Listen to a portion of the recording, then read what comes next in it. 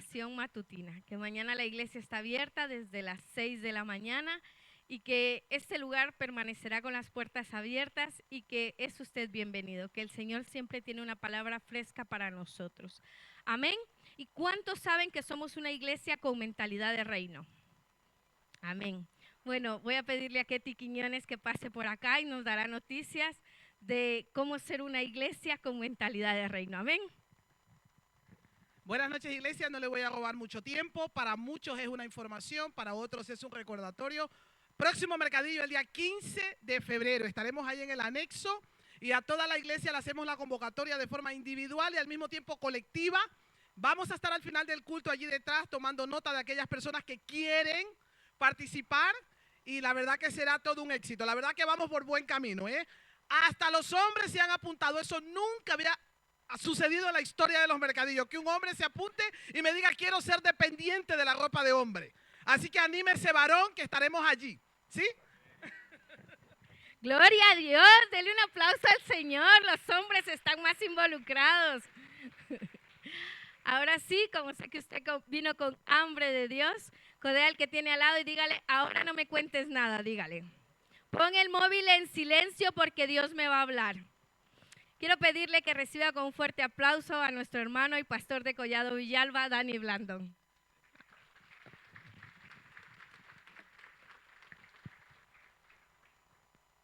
Dios te bendiga, iglesia. Creo que no se escuchó. Dios te bendiga, iglesia. ¿Cómo están? ¿Están bien o tienen frío? ¿Estamos bien aquí? ¿Sí? Si no salimos afuera y hacemos el culto ahí. No, yo creo que mejor aquí, que hoy vamos a llegar a -4, así que hay que estar aquí calentitos. Bueno, vamos a seguir, vamos a continuar con la serie que estamos ya terminando prácticamente, la serie acerca de los hijos de Jacob. Y si me ayudas, Antonio, por favor, con retorno por este altavoz. ¿Cuántos están aprendiendo acerca de los hijos de Jacob? ¿Sí? ¿Están aprendiendo? ¿Estamos aprendiendo? Es una serie bastante interesante, la verdad que de toda la palabra de Dios se aprende, de toda la palabra de Dios se extrae una enseñanza, siempre y cuando cada uno de nosotros tenga el corazón dispuesto a querer aprender y a querer recibir, muy especialmente, yo siempre lo digo y el pastor Tony este domingo lo decía, con mansedumbre la palabra para nuestros corazones, porque si no hay mansedumbre en el corazón del ser humano, no va a recibir ni el consejo, ni la enseñanza, ni la corrección, ni la exhortación que la palabra de Dios nos hace a cada uno de nosotros. Así que es bueno tener un corazón con mansedumbre para poder recibir la palabra del Señor. Amén. Sí, así que lo voy a invitar a que abra su Biblia en el Salmo 105, versículo 17 al 19, y que se pueda poner de pie conmigo para que leamos la palabra del Señor.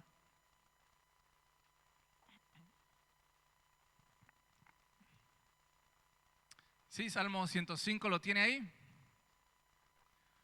Ok, antes de leer el Salmo, vamos a orar un momento. Y si puede, cierre sus ojos. Señor, en esta hora, Padre, en el nombre de Jesús, Señor, llevamos cautivo todo pensamiento contrario a la obediencia a Cristo. Señor, cautivo, Señor, a la obediencia a Cristo en el nombre de Jesús, Señor, en esta hora.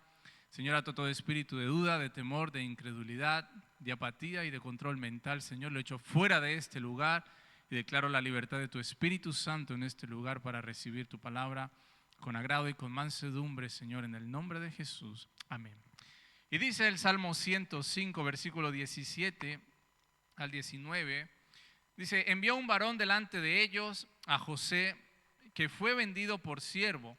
Afligieron sus pies con grillos, en cárcel fue puesta su persona, hasta la hora que se cumplió su palabra, el dicho de Jehová le probó. Le voy a invitar a que leamos juntamente el versículo 19 especialmente. Dice: hasta la hora que se cumplió su palabra, el dicho de Jehová le probó. Amén. Puede tomar asiento.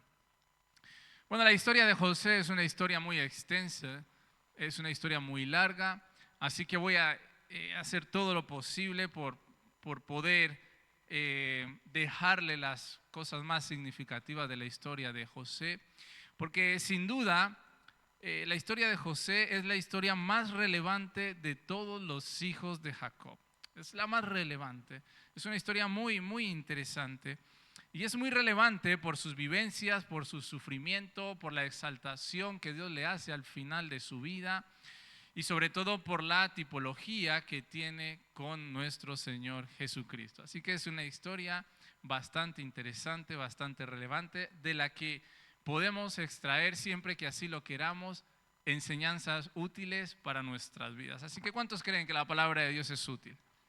Y lo es porque ella misma lo dice, que es útil para enseñar, para redarguir, para corregir, para instruir en justicia. Así que siempre vamos a poder extraer algo de la palabra del Señor. José, que por cierto le he puesto de título a este mensaje, José, un sufrimiento necesario, y al final vamos a darnos cuenta por qué fue necesario su sufrimiento, aunque tal vez muchos ya lo sepan, pero este José era conocido como el soñador. ¿Cuántos saben que era conocido como el soñador? Y no porque durmiera mucho, sino porque Dios le dio sueños significativos, le dio sueños reveladores y también le dio la capacidad de interpretar algunos sueños que iban a traer respuesta a las vidas de otras personas. Y este José fue el 11º hijo varón de Jacob, o sea, el número 11. El hijo número 11 de Jacob, pero a la misma vez fue el primer hijo de Raquel. El primogénito de Raquel con José. O sea que fue el primogénito de José con Raquel, la esposa amada, con la esposa que él realmente quería, con la mujer que él realmente quería. Fue el hijo primogénito de Jacob con Raquel. Y el nombre de José significa, por si usted quiere apuntarlo o aprendérselo, significa él añade. Curioso, ¿verdad? Ese es el significado del nombre de este José, al menos, del que la Biblia nos habla. Increíblemente, la Biblia dice textualmente que Jacob amaba más a José que a todos sus demás hijos. Y este es un detalle bastante curioso de la vida de José, que luego al final, cuando lo estaremos comparando con Jesús, nos vamos a dar cuenta por qué es tan importante este detalle. Pero la Biblia lo dice textualmente, que Jacob amaba a José más que a todos sus hijos y que por ello le hizo un regalo. ¿Qué regalo? La túnica de colores, el regalo que José le hizo. Esto lo vemos, por ejemplo, en Génesis 37, versículo 3, donde dice: y amaba a Israel a José más que a todos sus hijos, porque lo había tenido en su vejez y le hizo una túnica de diversos colores. Esta situación, este suceso de que Jacob amara más a José y que le hubiera hecho este regalo especial, fue motivo, fue causa de la envidia de sus hermanos hacia él, y esto lo conocemos. Y no solamente de envidia, sino de contienda, de hostilidad y de planes para acabar con su vida, que es parte de la historia interesante de José. La concepción o el nacimiento de José lo encontramos en Génesis 30, que ahora luego lo vamos a leer, donde a la luz de la Escritura podemos ver cómo su venida al mundo fue fruto de la misericordia de Dios ante el clamor de Raquel, su madre. Y esto es muy interesante. Fíjense lo que dice Génesis 30, 22 al 24. Dice: y se acordó Dios de Raquel y la oyó Dios y le concedió hijos. Y concibió y dio a luz un hijo y dijo: Dios ha quitado mi afrenta, y llamó su nombre José, diciendo: añádame Jehová otro hijo. Así que Dios se acordó de Raquel, se acordó de aquella mujer que había visto cómo nacían a su marido, el que la amaba más que a Lea, cómo le nacían 10 hijos antes que ella pudiera darle el primero de sus 2 hijos. Pero la Biblia dice que Dios se acordó de ella, y se acordó y escuchó el clamor. ¿Será que Dios escucha el clamor de sus hijos? ¿Será que Dios escucha el clamor de su pueblo? Y cuando yo leía este versículo ayer, me vino a la memoria otro versículo que está en el libro de los Salmos, en el Salmo 9:12. Dios dice, o el salmista escribió y dice: porque el que demanda la sangre se acordó de ellos, no se olvidó del clamor de los afligidos. Y es que el corazón de Dios es un corazón que escucha el clamor de los afligidos, que escucha el clamor de sus hijos, que escucha el clamor básicamente de aquellos que con sinceridad y que con un corazón genuino se acercan a Él o claman a Él con el corazón quebrantado, sabiendo, teniendo la certeza de que Dios escucha. Por eso el profeta Isaías escribió, he aquí que no se ha cortado mi oído para oír, ni mi mano para salvar. Dios siempre está puesto a traer respuesta, Dios siempre está presto para traer ayuda, para socorrer y para alentar a aquel que está en una situación tal vez de desventaja o en una situación vulnerable. Cuando clamamos a Dios, Dios nos oye, Dios nos escucha. ¿Cuántos claman al Señor ante una necesidad? Ahora, ¿a cuántos le gusta sufrir? A nadie, ¿verdad? A nadie nos gusta sufrir. A nadie. Y si alguien le dice, a mí me gusta, luego oramos por usted, porque Dios no nos creó para sufrir. Dios nos creó para vivir. Nos creó para vivir y para vivir su plan, para vivir su propósito. No obstante, en medio de ese transcurso del proceso, del cumplimiento del propósito de Dios, hay situaciones difíciles, hay situaciones adversas, hay tribulaciones, pero hemos de tener muy en claro que así como Dios se acordó de Raquel, como Dios se acordó de Noé, por ejemplo, como Dios se acordó de otros muchos en la historia bíblica, también se acuerda de nosotros cuando estamos en situaciones adversas y clamamos a Él. Así que no tenemos que perder la fe y la esperanza nunca, porque Dios escucha el clamor de sus hijos. Amén. Ahora es muy significativo que José sea el único hijo de Jacob del que se puede hablar como persona. Si usted bien recuerda, tanto el pastor Roberto como yo en estos martes hemos estado hablando de los hijos de Jacob, pero vamos siempre ¿a dónde? A la tribu, ¿verdad? Siempre vamos a hablar de la tribu porque de los demás hijos son muy pocos los detalles que hay de ellos como personas. Sin embargo, de José es el único hijo del que se puede uno explayar, o donde la Biblia se explaya y nos da numerosos detalles. Nos da numerosa información y nos muestra prácticamente toda su vida, todo lo que pasó hasta que Dios lo exaltó estando en Egipto. Así que es significativo que podamos hablar de él como persona y no como una tribu.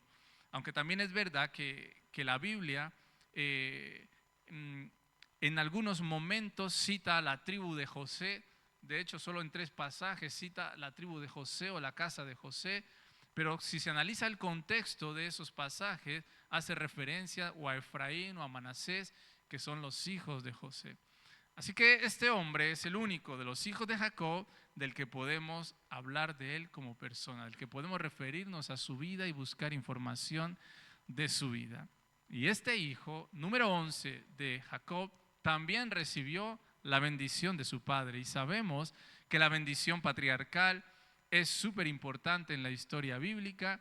Y un detalle muy importante es que la bendición profética que Jacob soltó sobre José es la más larga de todas las bendiciones que soltó sobre sus hijos. Y lo vamos a leer en Génesis 49, ahí se lo van a poner en la pantalla. Fíjese la bendición que Jacob lanza sobre su hijo José. Dice, rama fructífera es José, rama fructífera junto a una fuente cuyos vástagos se extienden sobre el muro. Le causaron amargura, le asaetearon y le aborrecieron los arqueros.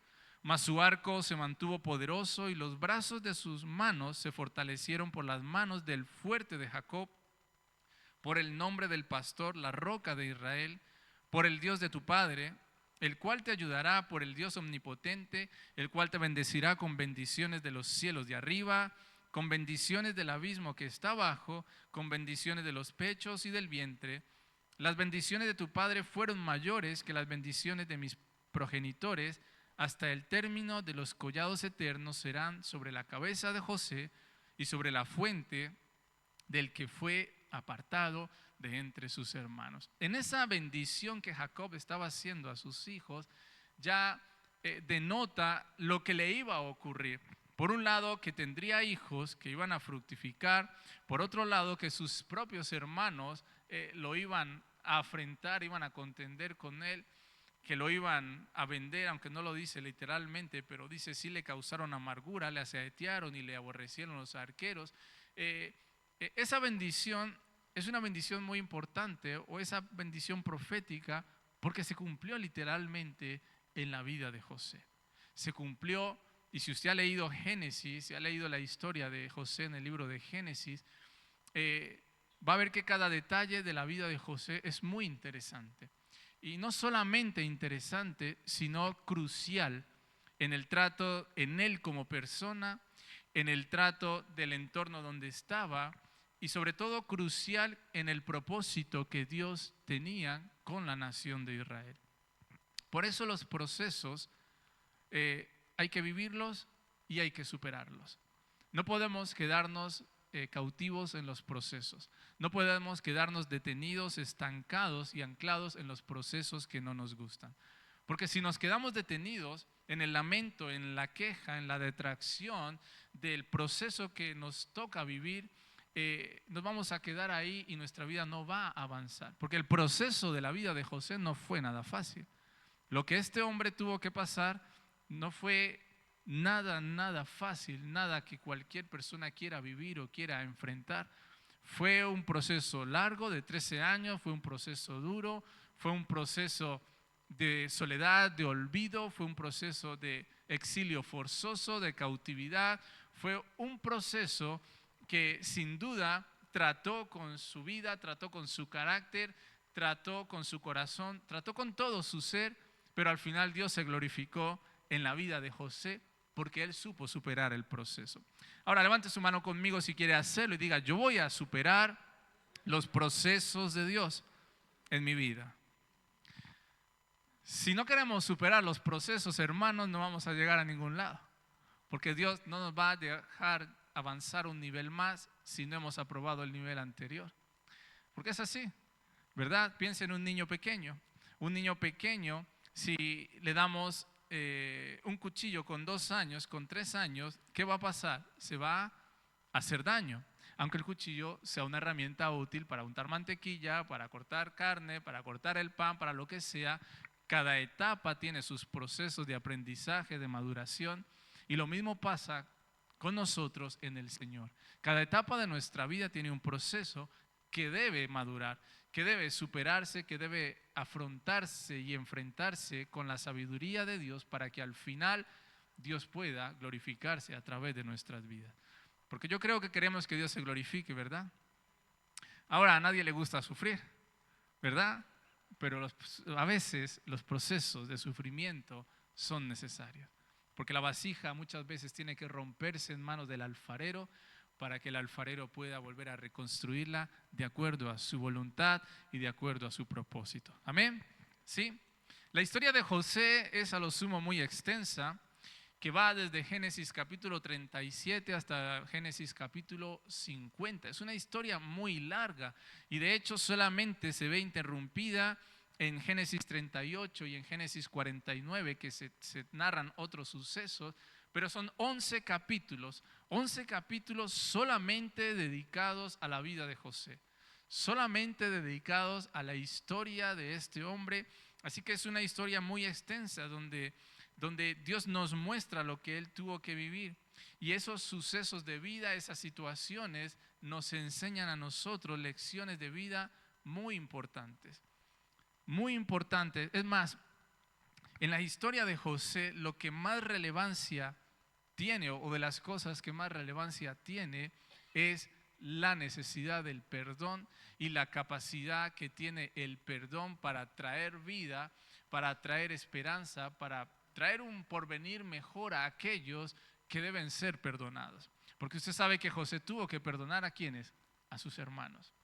Él fue vendido por sus hermanos, fue llevado preso a Egipto, y por causa de la envidia de sus hermanos, de esa hostilidad que tenían con él, él tuvo que vivir cosas que a nadie le gusta vivir. Tuvo que ser llevado como esclavo, trabajar como esclavo, ser acusado falsamente, llevado a la cárcel, estar 2 años en la cárcel, pasar penalidades. Aunque Dios estaba con él, aunque el favor de Dios estaba con él, era un esclavo. Sin embargo, la historia de José, en esta historia es relevante la importancia del perdón. Porque sin el perdón de José hacia sus hermanos, Israel o la nación de Israel no hubiera podido prosperar, no hubiera podido salir adelante en esa época de hambruna, en ese tiempo de extremada necesidad que había en el pueblo o en la tierra. Ahora, ¿a quién le gusta perdonar? Diría el pastor Tony Mutis por el foro, ¿eh? A nadie le gusta perdonar, por naturaleza.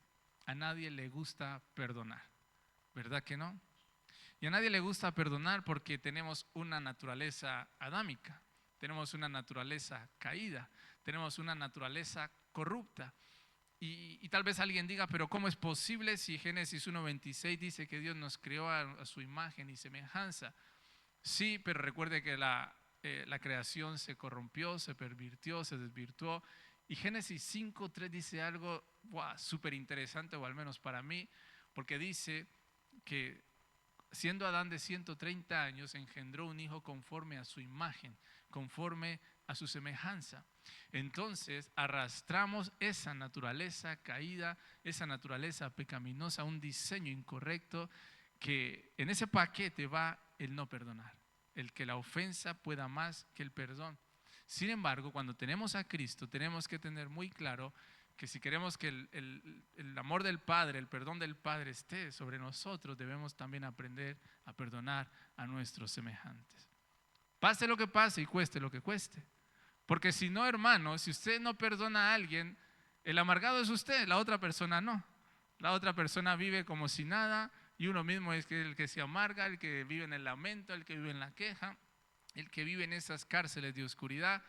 Por eso es importante. Y en la historia de José, el perdón es relevante, relevante para la nación de Israel.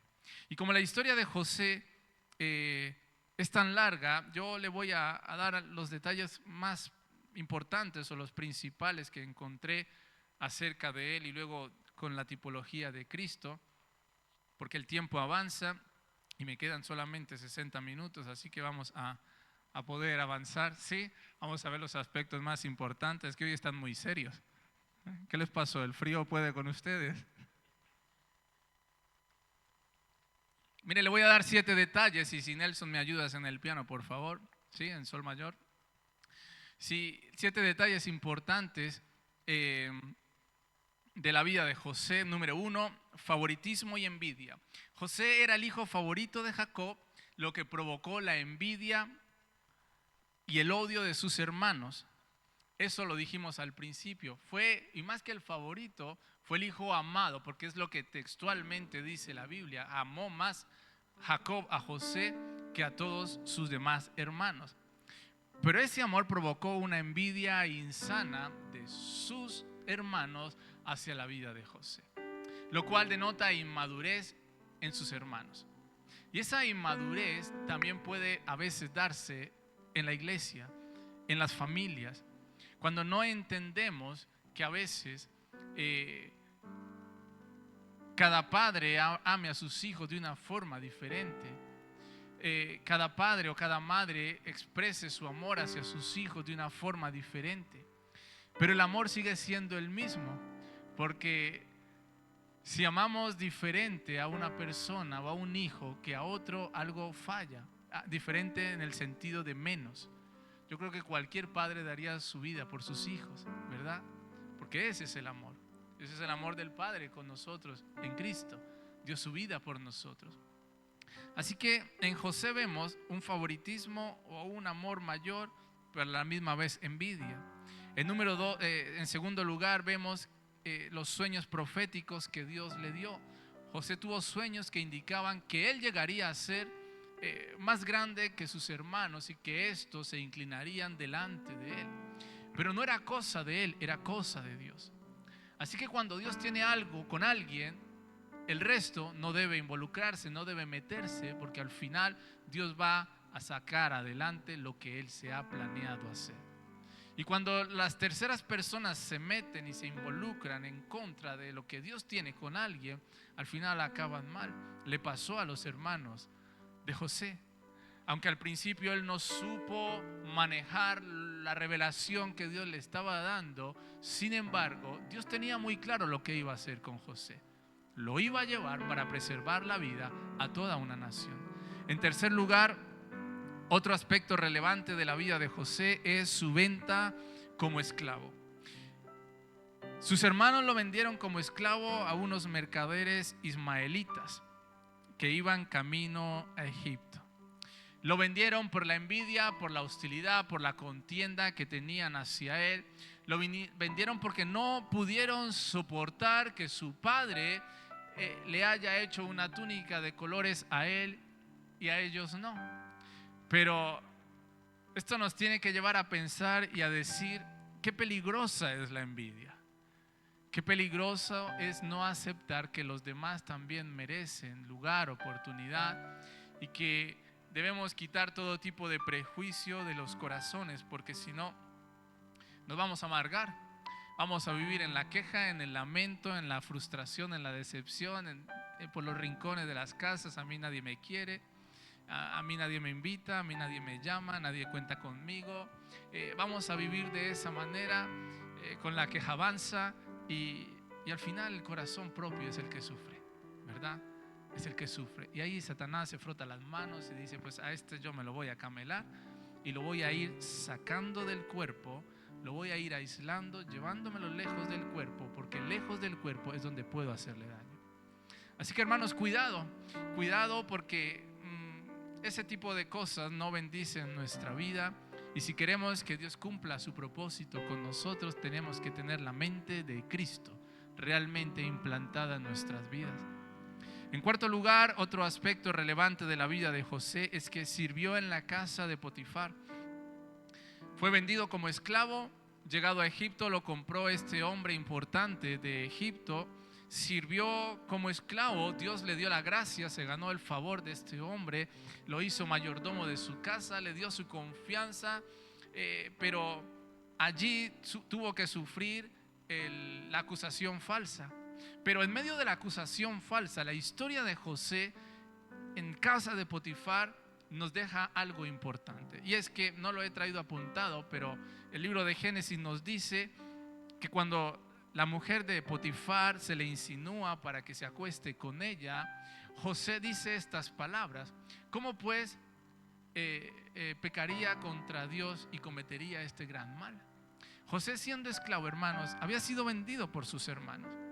Había sido llevado a una tierra diferente, donde estaba enfrentado a una cultura diferente, a un sistema diferente, a unos dioses diferentes, donde todo era diferente, pero sin embargo, dentro de él estaba la esencia de Jacob, la esencia del padre que conocía al yo soy, que conocía al Dios de Abraham, y dentro de él estaba el temor a Dios. Y es que el libro de Proverbios nos dice que el hombre no se afirmará por medio de la impiedad. Y si esto lo tomamos para nuestra vida, vamos a entender la importancia del temor de Dios. Porque el temor, el principio de la sabiduría es el temor de Dios. Y el conocimiento del Santísimo es la inteligencia, dice otro proverbio. Y José supo mantenerse en sus 13, supo mantenerse cabal. Era un joven enfrentado a un mundo diferente, enfrentado a pasiones, enfrentado a esa cultura egipcia terrible, enfrentado a una mujer, no sabemos si era fea o si era guapa, no lo sabemos. El caso es que ella vino, lo sedujo y él dijo: ¿cómo pues pecaría contra Dios y cometería este gran mal? Ahora, hermanos, ¿qué hacemos cuando estamos solos en casa, en el trabajo, cuando se presenta la oportunidad de ser deshonestos, de mentir, de engañar, de traicionar, y etcétera, y nadie nos ve? ¿Acaso hay temor en el corazón nuestro para decir: Señor, ¿cómo voy a hacer esto? Voy a pecar contra ti. Recuerde que el principio de la sabiduría es el temor de Jehová, el temor al Señor. Eso es lo que nos preserva, eso es lo que nos ayuda a mantenernos firmes, el saber quién es nuestro Dios, qué es lo que ha hecho por nosotros, cuál es el grande amor que Él ha mostrado para con nosotros. Y ese amor que nos constriñe es el que nos lleva a mantenernos firmes y a decir: Dios, yo voy a preservar mi vida para ti, yo voy a guardar mi vida para ti. Amén. ¿Sí? En quinto lugar, La interpretación de los sueños en la cárcel es otro aspecto importante de la vida de José. Usted sabe que allí Dios siguió trayéndole revelación, que él interpretó el sueño del copero y del panadero. Uno iba a ser levantado, restituido nuevamente, el otro lamentablemente iba a ser llevado a la horca. Pero aún en medio de la cárcel, escuche bien, aún en medio de la cárcel, Dios estaba con José. Aún en lo más profundo de su proceso, Dios estaba con él. Allí en el suelo, tal vez derrotado a ojos de otros, Dios estaba con José. En medio del sufrimiento, en medio del olvido, Dios estaba con José. Y Dios siguió trayéndole revelación, siguió trayéndole a su vida el que él tuviera en claro que Dios no lo había abandonado. Porque pudo darle la interpretación de los sueños al copero y al panadero. Y yo te quiero decir hoy, Iglesia Nueva Vida, que aún en medio del sufrimiento, cuando más oscura es la noche, Dios sigue estando contigo. Dios sigue estando contigo. Recuerda que cuando más oscura es la noche es porque más pronto va a amanecer. Así que debemos mantener la firme confianza, la esperanza de saber que aún en medio del sufrimiento Dios está con nosotros.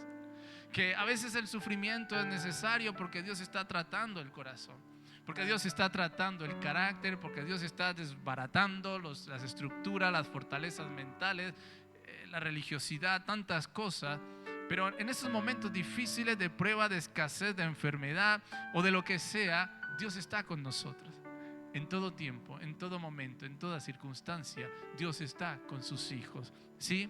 En sexto lugar, José llegó a ser gobernador de Egipto. Segundo de Egipto, por encima de él solamente estaba el faraón. Y siendo gobernador, él pudo saber administrar aquellos 7 años de abundancia que Dios había dicho que iban a haber en Egipto antes de que llegaran los 7 años de escasez.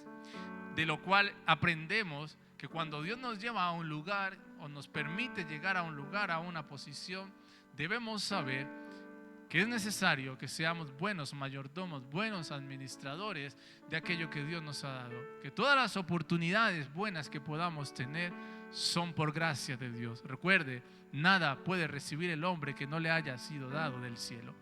Y yo no sé dónde Dios te está llevando, dónde estás, dónde has podido llegar, pero yo siento decirte que nada es por tu mérito, nada es por tu esfuerzo, nada es por lo bien que lo has hecho, sino porque es Dios quien te ha dado la oportunidad de llegar hasta donde estás. Y allí donde estás, iglesia, tú tienes que vivir agradecido con el Señor y decirle: Dios, sé que esto es por tu gracia. Sé que si vivo es por tu gracia, sé que si tengo trabajo es por tu gracia, sé que si me han subido el sueldo es por tu gracia, sé que si esto o lo otro es por tu gracia. Y cuando en el corazón hay gratitud, hay también rendición y entrega al Señor. ¿Sí? En séptimo lugar, otro aspecto importante es el reencuentro y el perdón, aunque antes me adelanté y ya lo hablé. Importante ese reencuentro de los hermanos de José con él, donde pudo soltar perdón, donde fue necesario que llorara amargamente.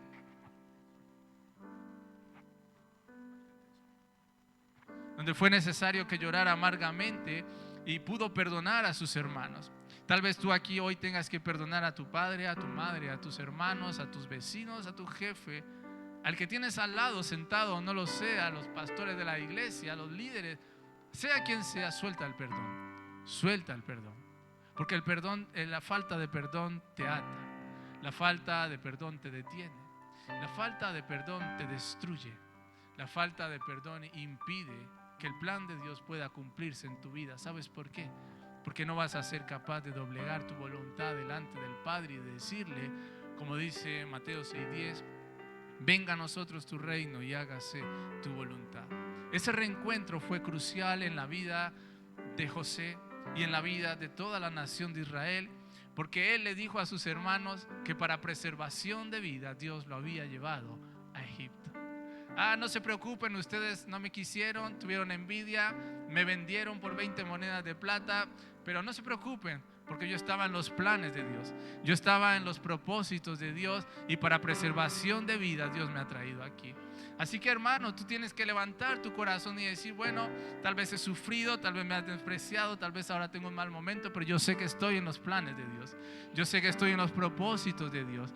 Yo sé que Dios cuenta conmigo. Yo sé que estoy en los ojos del Señor, que Él me lleva escondido en el hueco de su mano, que la palabra dice que debajo de sus alas te cubrirá, que debajo de sus alas estarás seguro. Yo sé que estoy en los propósitos de Dios. Y cuando vemos la vida de esa manera, hermanos, nuestra vida es diferente. Y recuerda que parte del propósito de Dios contigo es que tengas un corazón sano, un corazón saludable. Y no porque hagas deporte y comas lechuga y fruta y verdura, sino porque perdones, porque ames, porque busques lo del reino, porque busques lo eterno y porque tu vida esté realmente rendida al Señor. Así que 7 características importantes de las muchas que hay. Conté muchísimas, pero solo traje estas 7 de la vida de José. Un testimonio de fe, de perseverancia y de perdón es la vida de José.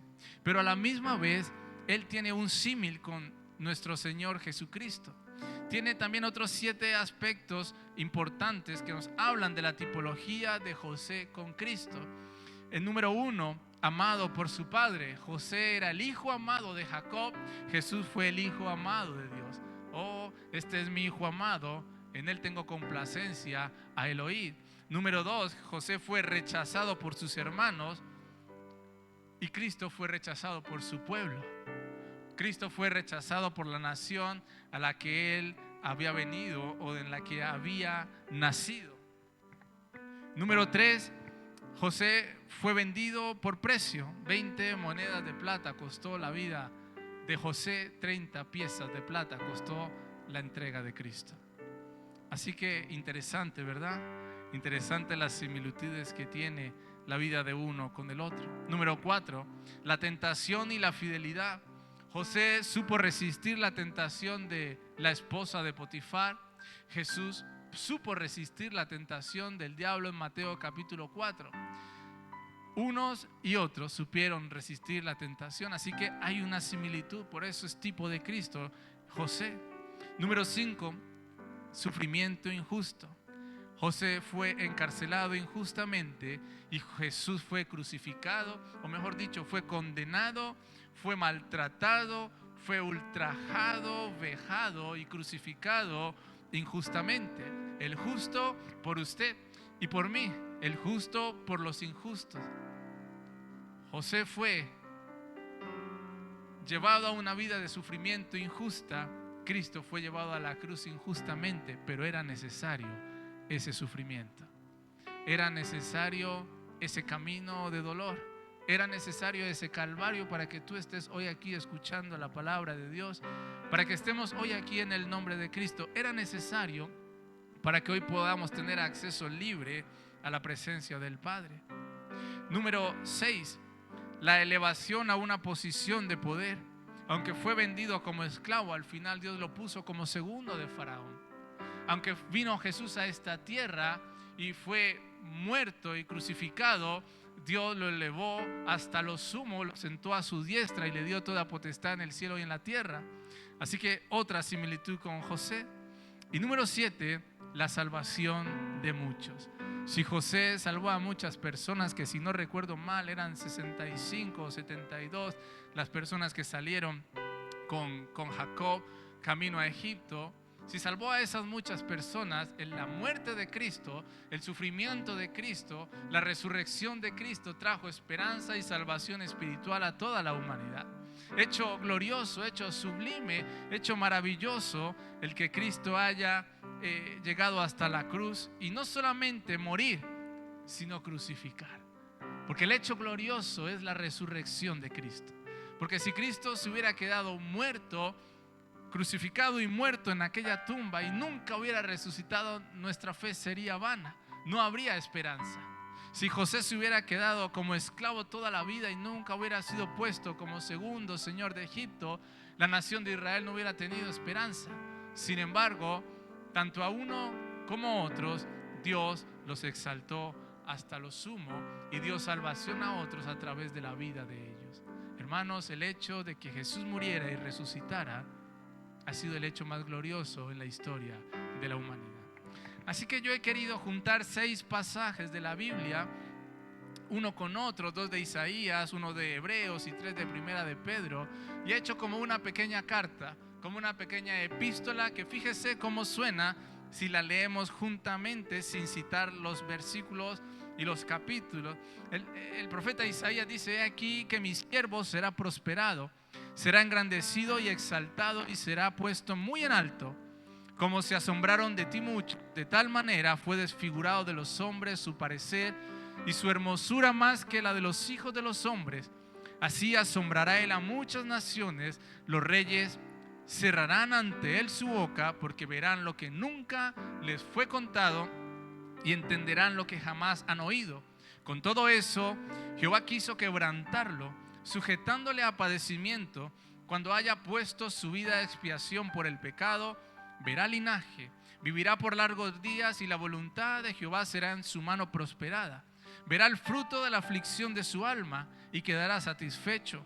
Por su conocimiento justificará mi siervo justo a muchos y llevará las iniquidades de ellos, o sea, las nuestras.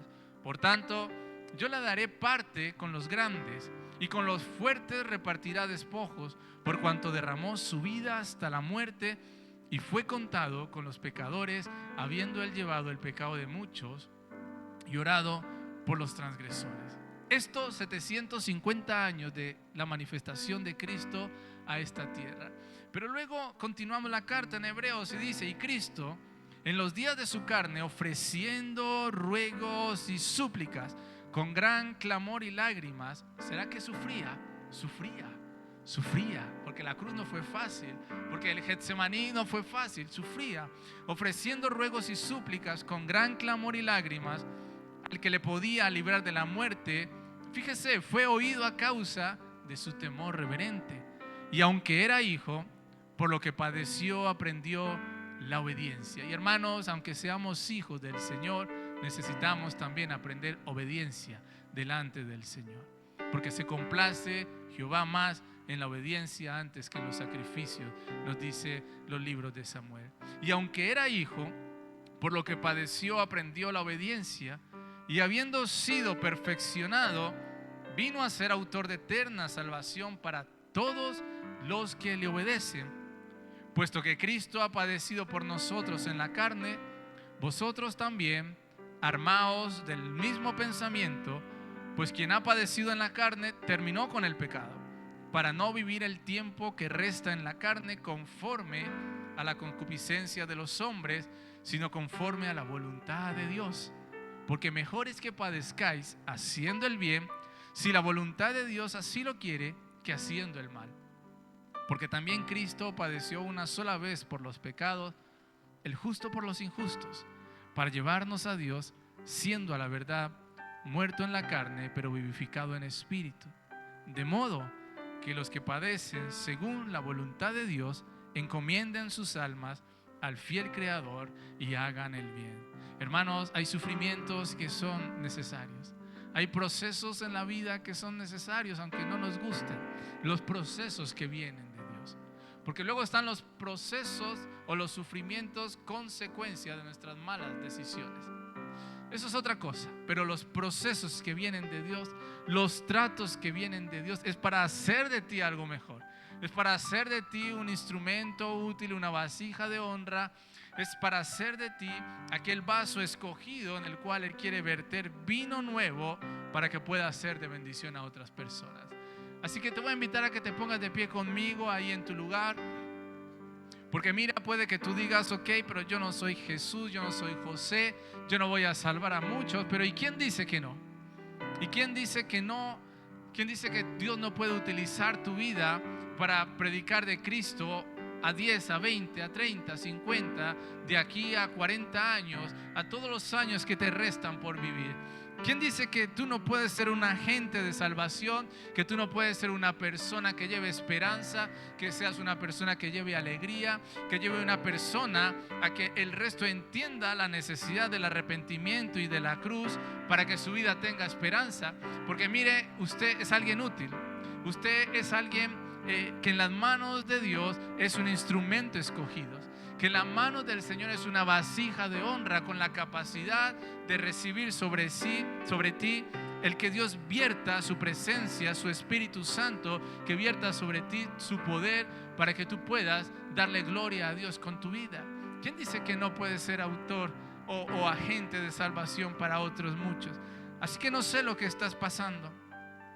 No sé si estás sufriendo, si estás en un tiempo de dolor, de duelo, de dificultad, de escasez, de enfermedad, pero sí sé que en lo más difícil de la vida de José, en la cárcel, allí Dios mostró que estaba con él. Allí el Señor le trajo revelación de sueños. Y si tu momento es difícil, tan solamente clama, porque se acordó el Señor del clamor de los afligidos. Habacuc dice que el preso agobiado será libertado pronto, no morirá en la mazmorra. Pero para eso necesitamos levantar la mirada al cielo y reconocer que nuestro socorro viene de Él. Nuestro socorro viene de Él. Si los judíos miraban a los montes y decían: alzaré mis ojos a los montes, ¿y de dónde vendrá mi socorro? Mi socorro viene de Jehová, que hizo los cielos y la tierra. Hermano, tú tienes esperanza y debes alegrarte por ello. Y si tu momento es difícil, aún así, alégrate de decir: Dios, no sé lo que estás haciendo, pero estás haciendo algo bueno. Estás haciendo algo bueno porque yo estoy en tus manos. Y te voy a invitar a que cierres tus ojos ahí en tu lugar, si quieres hacerlo.